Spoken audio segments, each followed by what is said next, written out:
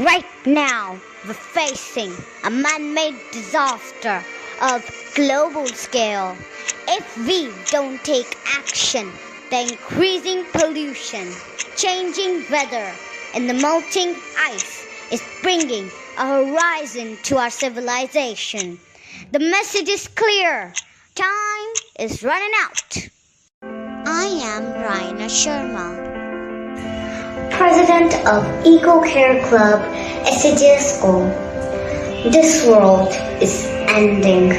We need to take action. We need to restore the balance. But how? Well, there's this magical machine that sucks on carbon dioxide, locks it away, and gives out oxygen. It's called a tree. So we all need to plant trees. It's the need of our planet, so let's do it. We have so many seeds, but never taken care of them. So it's time to take care.